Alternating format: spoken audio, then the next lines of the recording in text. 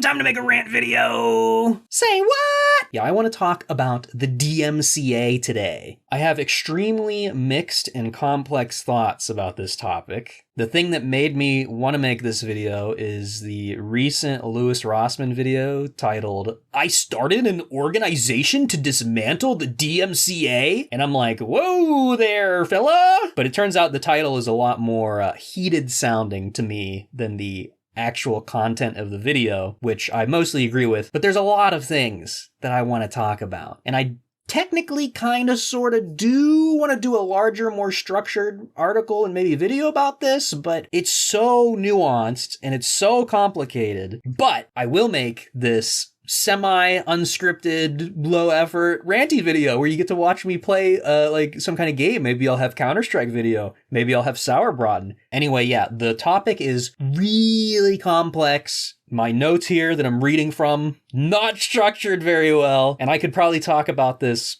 forever. And there's so many different sides to things. So let me just get started here. Guess what? I actually like the DMCA. To an extent. And sure, it has a lot of problems, but a lot of those problems aren't even the fault of the DMCA itself. It's mostly the fault of the enforcement or the way that the DMCA requests are handled. I don't necessarily think the DMCA should be dismantled, maybe changed, maybe modified a little bit to make things more clear, to make things more fair, maybe systems added to enforce the DMCA so it's fair for all of the parties involved. Now let's pretend for a minute. A world with no DMCA, no intellectual property laws. Guess what? Now every single company is actively stealing your work so they can profit. Everything you ever make, they're gonna scrape and they're gonna use for something so they can profit. And there's nothing you can do about it. But I'm not gonna pretend like this isn't already happening. Like, I'm sure you've seen the marathon thing recently. The developers of that, Bungie, I guess, they got caught using someone's work without permission. And this is a great example where the laws protected the individual. Because even though the art that was stolen wasn't exactly the most complicated piece of artwork, like it was the most generic, basic sci-fi default font decal you can imagine. And I can totally see why the developers used it, because they probably didn't realize it was like supposed to be someone's art, but the laws protected the artist in this instance. Even though the art was very basic and insignificantly used, it was a huge outrage. And I think the artist was compensated, maybe? I don't know. This goes for patents too. The patent system is abused a lot. And the whole point of patents is like to put the information out there so people can know how to do something, but you have like kind of a quasi-monopoly on it temporarily because you created it. You should have the rights to do that for a little bit of time so you can make money. But I also think that you shouldn't be able to just patent something and then never ever develop it and just be like, oh yeah, I have 50 years that no one can do this except me, but I'm not going to do it either. Haha. Like patenting stupid things, it's a total racket. The patent process is like extremely expensive and complex. The only people that can get patents done are people with a lot of money to begin with. So it's all BS, really. Anyway, the Louis Rossmann video I mentioned is pretty much him just showing someone who designed a fix for some exercise bike thing. But boo-hoo, he can't distribute the fix because that would violate the DMCA. And he might go to jail, which has never happened as far as I know. Hey, if only he didn't make himself into the guy who did it. What do I mean by that? Well, that's a huge problem with these kinds of efforts today. And this is really prevalent with like video game stuff, especially video game archiving. Everyone wants to be the guy who hacking remade all of Zelda in Unreal Engine, and then they cry when Nintendo sends them a letter in the mail because they stupidly use their real name as their username on every account they have, and they're like, my name's Gary.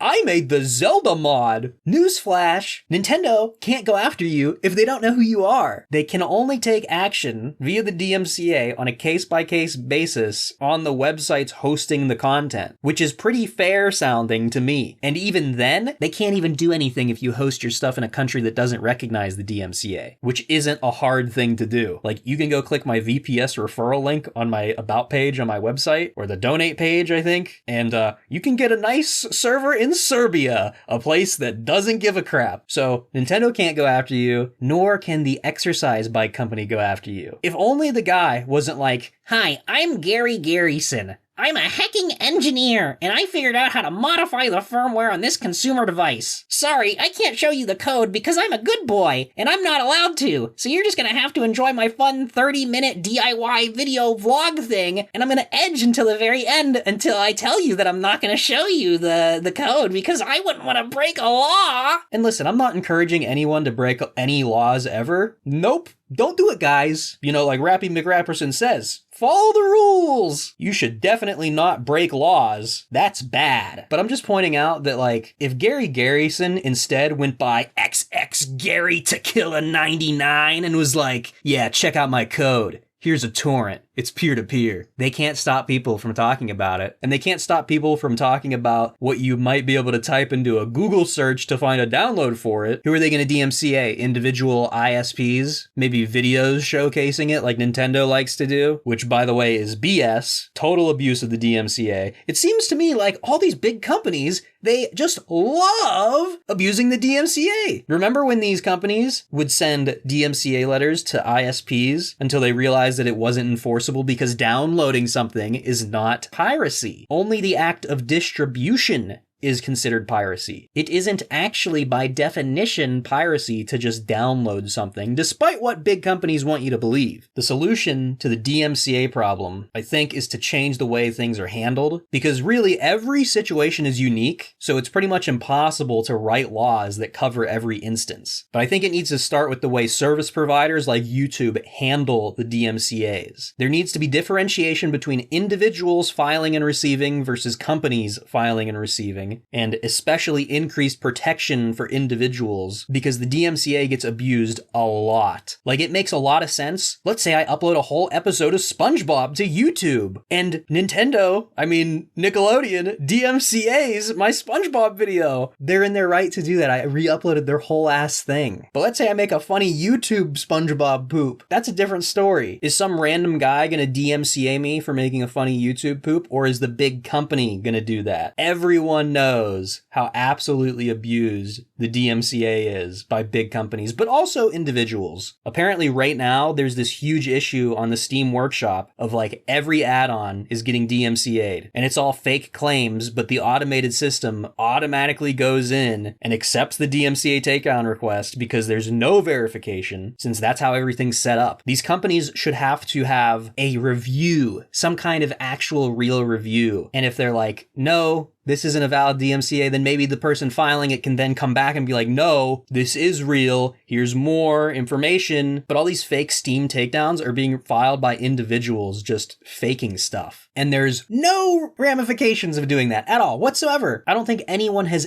ever had consequences for abusing the DMCA, ever. Like, I'm going to talk about Gary's Mod a lot in this video, because Gary's Mod is a wretched hive of scum and misery. There are people within the GMod modding community who really abuse the DMCA for stupid stuff, completely filing fake claims always, but also big companies like Nintendo like to abuse it. Big companies love to abuse the DMCA. Look at Gamers Nexus. They just got hit hard because some news company that no one under the age of 40 would know the name of decided to make a content claim on their video for like a few seconds out of a 3-hour video. That's insane. That's a big problem, especially with YouTube. YouTube never takes into account the full thing. They're like, oh, you used 3 seconds in a 3-hour video? Well, guess what? The whole thing's gone now. Haha. Even though YouTube has the tools to automatically blank out sections of a video, which would be easy to do and implement, and it would in fact make them more money, because then the popular video that's been content strike would stay up and stay popular while not having the offending content in it. But the issue is because YouTube and other companies, they automatically comply with any DMCA takedown notices that they get without even verifying it if it's valid or not. And then it's up to the person who's being targeted to counterclaim, which involves giving the people filing the claim all your real life personal info. And that's one of the reasons the DMCA gets abused a lot, because you can file a DMCA takedown with fake information, and then the person defending themselves, they have to give you their real information, or else their account might get banned. This actually happened to me a long time ago. This was on my old channel, and I had some kind of like anti-gun ad that I edited into a sick Counter-Strike frag movie. It was definitely transformative, like YouTube poop kind of funny, and it got copy struck by the creator of that ad, who was a Canadian woman. Yes, ethnically Indian, so pure Canadian. But she used fake info for her fake company that didn't exist. Like, I looked it up, I tried to find it, I tried to find contact information, it was all fake, it wasn't real. The mailing address wasn't even a real address, like, it didn't exist. If I went and I counterclaimed that, then she'd have all my personal info, which I'm sure would have then been used to harass me just because I made a funny edit. And I could have counterclaimed with equally fake info, but then that puts my channel at risk, which is way worse than getting just the one video taken down. So she abused the DMCA to get rid of my funny video that she didn't like. My video didn't affect her in any way. She was paid to produce the original by foreign governments and NGOs, by the way, but it's not like me making a funny version with less than 100 views is hurting her image or bottom line. I wasn't making money from it. And maybe, yeah, technically, maybe she's within her rights to file a DMCA, because really, is it okay for random people to take what you made and change it without permission? But that's a whole different topic. But again, let me remind you, the information she provided was fake. So it might not even have been her, for all I know. It could have just been someone using her name since they knew who created the original thing and they didn't like my video and they wanted it taken down. I am an individual artist, and theoretically, the DMCA should be extremely helpful to me. Like, I get my work stolen all the time. So I used to make Gary's Mod stuff professionally. Don't even get me started. I could do a whole video on the GMod community. No respect.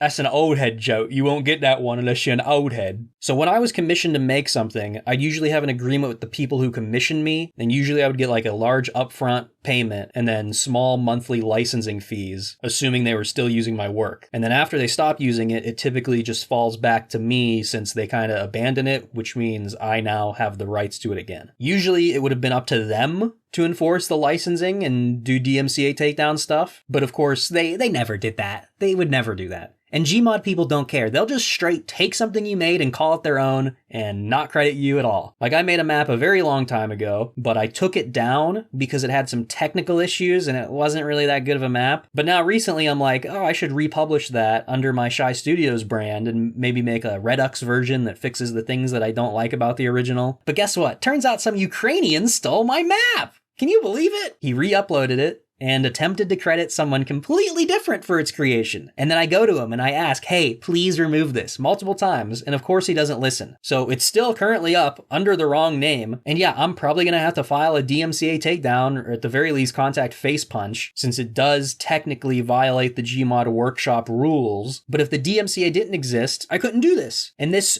shitty old version of the map that doesn't represent my work and has issues would be the one that people find directly hurting my reputation and artistic ego. But it goes even further than that. Not just that one map people have taken, but like my biggest, most popular map ever, RP Hogwarts SBS. It gets stolen all the time. It has ever since it came out. It was stolen all the time. We even had the host possibly involved with stealing files because we found some connections. There's some fishiness going on. Like, someone takes my work, my map, they bypass my digital locks that I put in place to prevent them from being able to do this stuff, and they did this using software that's freely available on GitHub, and then they run these modified, far worse versions of maps that I've made, and this hurts the image of the original, and it lowers the overall quality of the gaming experience for everyone playing on those maps. And sometimes, a lot of times, it's taking away income from me, depending on the situation. These people will sometimes resell my work as their own, privately. Maybe they'll do slight little changes. Maybe they'll do some busy work to get my protected stuff kind of sort of working. But for the most part, I did all of the hard work for the equivalent of pennies, while these people are probably making stacks selling a texture swapped clone that looks worse and runs like shit. So I'm fully within my rights to file DMCA takedowns. And the DMCA should be benefiting me. But again, I would have to give all of my personal information to these people that I don't like. I don't want them to have my personal information. Why is it that I have to, as an individual, give all my personal info to the people who have stolen from me? That's one of the big problems with the DMCA. It'd be okay if it was like I was giving it to the platform, maybe an arbiter. I suppose I could pay a lawyer and they could file it on my behalf, but I'm an individual independent artist. I don't have the money to do that. It isn't just me that's getting stolen from on GMod. Here's another example. My colleague Connie, he made this sick, nasty Diagon Alley map. It was made by porting tons of stuff from all kinds of different sources, and a lot of work went into this. And apparently he was paid for it, maybe, but probably not much, since he was doing it on the behalf of a certain server operator who he will not name, but I will. Puma. So everyone who works for this Puma guy gets scammed from what I've seen and heard. Puma went and started reselling Connie's map that he spent over a year working on without his permission, without asking him. And knowing Puma, Connie probably got paid the equivalent wage of a Bangladeshi sweatshop worker, just like all 3D artists do. And Puma was probably raking in tens of thousands of US dollars because for some reason, Gary's mod server operators are simultaneously poor little, oh, my country, oh, the lira, it's so weak, we can't afford it, we can't afford that much money, we can give you $20. And then also, oh yeah, we can spend $10,000 on Lua. Yeah, no problem. Anyway, Connie's map, sick nasty, and before you're like, well, actually, this map contains stuff he didn't fully make. Shut up, you don't know what you're talking about. A lot of work goes into porting assets from different games, and that's a whole different topic, but more importantly, he doesn't claim that he made those ported assets. He shows where they came from. He even used assets that I made, and he credits me. Although he's repacking them, which I'm very against, though probably that was due to Puma, I'd assume. But his map, the overall thing, the underlying geometry, it's all his work. And now he's giving it away for free on the workshop, which is good. And that actually gives him more protection against someone just taking all of it and making like a few adjustments and being like, look what I made. Since my Hogwarts map isn't on the workshop yet, you have all these people that just have their crappy versions and there's no original to, show like, hey, this is the real one. Actually, let me talk about these billion low quality edits of my Hogwarts maps. Tons of assets I made myself, re-uploaded. Entire parts of my map that I made myself. And a lot of these people are getting paid to make these shitty edits of my map. Just type Hogwarts or Poudlard or something. It's like the French word for Hogwarts. Type that in on the Steam Workshop. You're going to find like hundreds of results. They're all huge add-ons. Most of them don't even have screenshots, but almost all of them are my map with slight little changes. Like, it's so blatant. This one screenshot, everything in this image is something I made from scratch. Like, I'm 99% sure maybe that floor texture might not be mine, but it probably is. No credit. No. Can I modify your map? Nah. And again, this isn't allowed on the GMod workshop. You're not allowed to take someone's work and upload modified versions without their permissions. These people broke my digital locks and then took huge chunks of my work, and they don't even give credit. Not like that would make it okay, but at least it shows some level of honor. I'm usually a lot more lenient. I usually am not as angry when someone is like, oh, Shy made all this stuff. I would prefer if they actually linked to my stuff and spelled Shy Studios correctly without a space in the middle. Like, I understand it's one thing to grab a few assets from something, but at least give credit. Even I do that. The trees in my Hogsmeade map, those are from a Counter-Strike map, but I give clear credit in the map. I don't go and pretend like I made those trees, although I did really modify them to make them work for my map, so. But I don't pretend like I made the 1,000+ models in my one prop pack. Though certainly it was a ton of work porting those all, and I did make a couple of them custom. So here's another photo. Everything except the ground texture and the episode 2 rock models is something I either ported or made from scratch. Specifically the level geometry and the terrain geometry. Forget the textures and the models. I made everything else. It was straight up just copy and pasted. Here's a train station, totally ripped. These are 100% from scratch assets and geometry that I made, except the train model, which was someone else's model that they made. This whole ass town, again, all my 100% from scratch assets except the trees. No credit. It's not even just this one guy. Like I said earlier, there's a ton of these Hogwarts edits out there, and they all suck. Like this one, he just changed the ground texture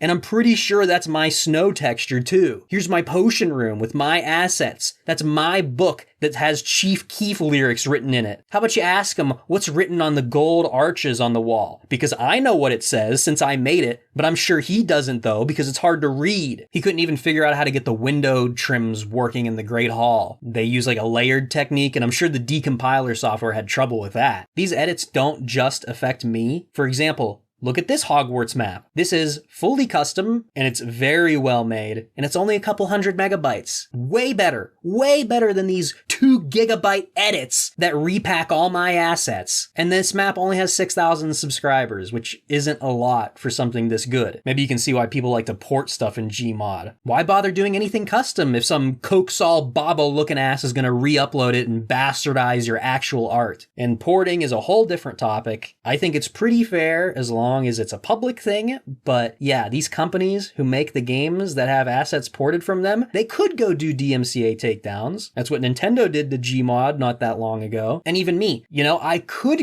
I would like to go and DMCA some of these shitty map edits in the future. They're using my stuff without my permission, without asking, without credit, and they're actively making or have made money off of my work. I am fully within my right to use the DMCA to my advantage. And I'm even within the right to DMCA the tools used to circumvent my digital locks. But I wouldn't do that because I know those tools can be used for educational purposes. It's just like when you're exposed to this kind of environment, when you're getting stolen from, you're getting leached from, when you create something and everybody's taking from you, you wanna DMCA people. You want your work to be respected. And a lot of people do. Like even just today, I got an email today from another Turkish community, but they're like, we don't want to use stolen assets on our server. We want to use the real thing. Other kinds of artists besides me, they have it hard in a very similar way. Like, I think you could really make an analogy with traditional just drawings. You have artists and they make a beautiful piece of art.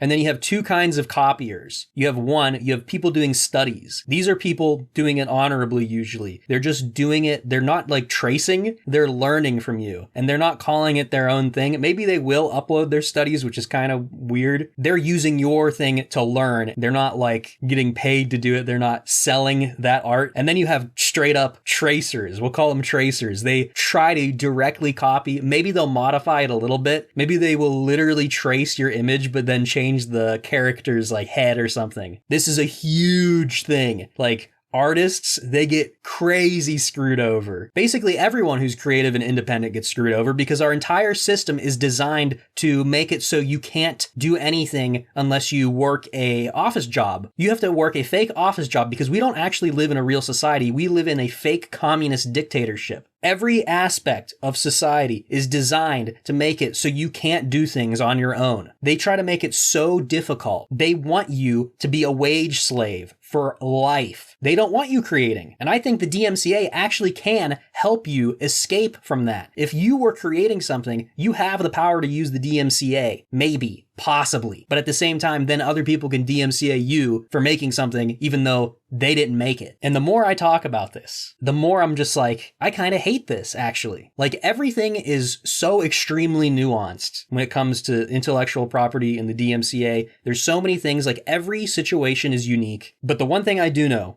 for sure is that people who are like, no! Hacking intellectual property laws suck!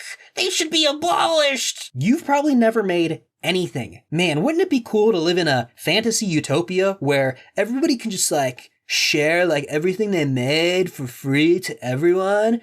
What else is in my notes? Okay, I have one more thing I have to talk about. GMod, Warner Brothers. When Warner Brothers got Harry Potter shut down in GMod, they didn't even do it in a legally correct way. Whole different can of worms. I'm gonna do a whole different video on this. I would like to anyway. Like, I want to go over everything that happened timeline-wise. Warner Brothers handled it horribly. Like, they could have just actually given a shit instead of taking the cheapest option, which was getting an intern to file a non-legally binding. They completely abused the system, pretty much. It affected so many people seriously in a negative way. Not just me. SBS contracted a lot of people besides just me. And on top of that, it wasn't just SBS that was negatively affected. Every Gary's Mod server host who ran Harry Potter RP servers, all affected. All their developers are affected. So much stuff went down. Warner Brothers could have just given a little bit of a shit and we could be working with them today. Warner Brothers could be making money. We could have been crazy profiting off of this. It would have been great, but no, they just took the easy way and got their, the guy who works there, he's the intern, my friend, and he filed the takedown request, please, thank you, here are the screenshots. Wasn't even, like, specifically targeting SBS, and they took screenshots of not SBS servers. They really messed up hardcore. I think Facepunch messed up a lot too, but I'm not gonna blame them necessarily. That's a whole different video, though. I have now been talking for an hour. That's my recording time anyway. I don't know how long this video will be, but I'm gonna have to edit it down to under 35 minutes, which is what I like to put my videos at. So maybe I'll cut around this. I did ramble quite a lot, but since this is an unhinged rant video, we're gonna do the shoutouts. Shout out to Solid Hyrax, as always. He always gets the secret word. Shout out to !0 and Frozen Snow, who didn't find the secret word, but his comment deserved the shout out anyway. The last rant video was the Counter-Strike light map compiling video. So it's been quite a while. It's been about 5 months since I made one of these. And you might be thinking, what's this secret word he's talking about? Well, I've hidden a secret word somewhere in the video on the screen. And if you type a comment with that secret word within the first week that this video comes out, maybe a little bit more, then you get a shout out in the next Unhinged Rant video, which may be who knows how long from now. It may be next week. It may be next year. I don't know. Or you can pay to win. If you subscribe to the YouTube or the Ko-Fi or the Patreon or the Subscribe Star or whatever the hell else I have, if you join the Epic tier, your name gets added to the credits. If you join the Elite tier, then I read your name at the end. But besides that, I hope you enjoyed this one. I can't wait to read the extremely mad, upset replies in the comments of people writing walls of text. Anyway, get subscribed, because I'll be back next time with a brand new video.